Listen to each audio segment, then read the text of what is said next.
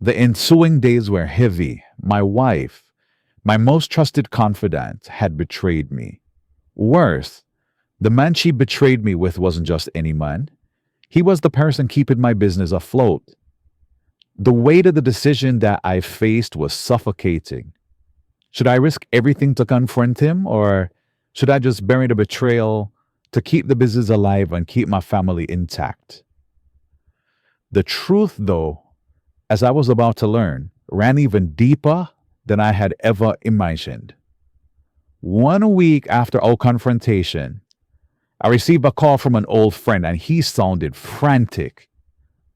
Youth, you hear about Sheila? She get her hatted box and drop me now a cafe upon Constant Spring Road, you know? It just happened and the bill was talking it all about the place. I froze. The betrayal was bad enough, but now we're doing public humiliation. What happened? I asked, my heart pounding.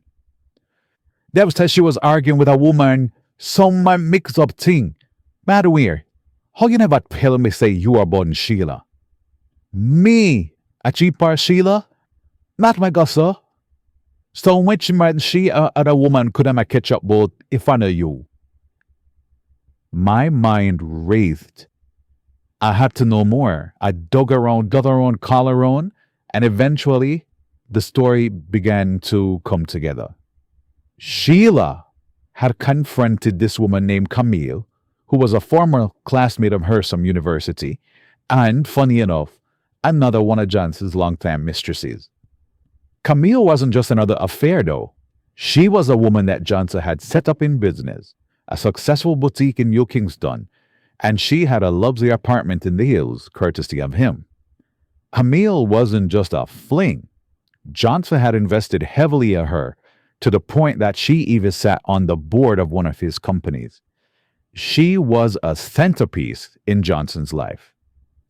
According to witnesses, Sheila accused Camille of trying to pick over Johnson for herself, and Camille was not one to play victim, so she shoot back at Sheila with venom. You're nothing but a charity case, Camille had said, loud enough for everyone in the cafe to hear. Johnson only keep you around because you bet him to save your husband's family business, and he just collecting from you what he's given to your husband. You think you're special? You're a joke to him and everyone else.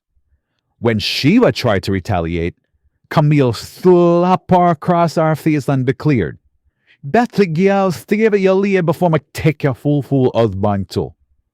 The story made my blood boil. My wife wasn't just involved with Johnson. Now she was humiliating herself. And not only that, but she had become a pawn in some twisted game where I now was the ultimate loser. That evening, I confronted Sheila again. "How long this thing are born?" I demanded, the words cutting through the tense air. "How long, Sheila?" She sighed, her shoulders slumping in defeat. "Since university," she admitted quietly. He helped me when I had no one else. He paid my tuition, my rent, bought my books. I thought it was over when me and you get married, but then when the business was struggling, I asked him to help, and that's how I'm come back in America full time. I feel like I owe him. Owe him? I spat incredulous. So you repair him by betraying me? By dragging me and Miss Summery into this mess? Tears welled in her eyes. You don't understand. He saved the business that I figured like I couldn't say no to him. Every time he comes to the store, he calls me to remind me that if it wasn't for him, there'd be no store. It wasn't just about that, it's about keeping this family afloat. My head spun. Sheena's affair wasn't just a betrayal of our marriage. Apparently, it was a calculated relationship that had entangled my business and my dignity. As I wrestled with this new revelation, another shocking detail emerged. Johnson's wife, pregnant and preparing for her baby shower, and ultimately the arrival of her first child, was also another one of Sheila's university classmates. They had been friendly once, sharing notes and late night study sessions. The betrayal wasn't just between me and Sheila. No one extended to a woman who had trusted her, a woman who had unknowingly become part of the same sordid web.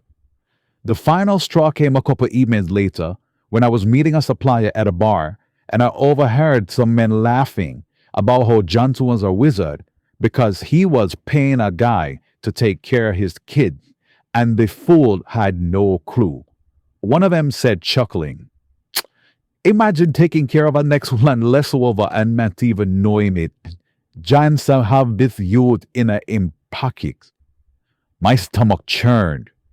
So, to Johnson, I mean, certain I was a joke, the hard-working family man running a hardware store, oblivious to the fact that his wife and his business were tied to Johnson's wins. I went home that night, feeling the weight of it all. My wife's betrayal, Johnson's manipulation, the public humiliation. It was all too much.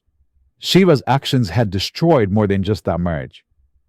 She had shattered my sense of self, my pride, and my trust.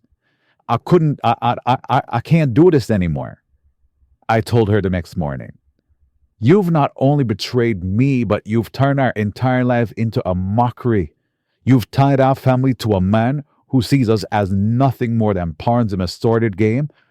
I've sent the jackass a little fighter. Every encounter I've had with this man has been a mockery of myself, Sheila. You don't realize that?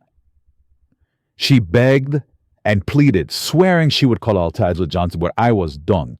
It's not just about the affair, Sheila. It's the lies, the defeat, and the humiliation. You have left nothing to be salvaged. That afternoon, I began untabling myself from Johnson's grip. I began an aggressive campaign to engage new customers. I went for all the construction sites up in Meridio's area and introduced myself to the developers and contractors. I got a few requests for pricing and will provide the information ASAP. No, every day I will call 20 new prospects across the island to introduce my business, and I will immediately pivot towards social media marketing. I will rebuild my business organically from the ground up. It may be hard, I'm sure there'll be challenges, but I refuse to take another penny of Johnson's money. As for Sheila, she says she moving out. Her reputation is in tatters. She's ashamed she don't walk upon the road because she's the laughing stock. She alluded to moving to a different part of the airline, which the things that I was going to try to change our mind, but I could care less, especially after with B&A tested the kids.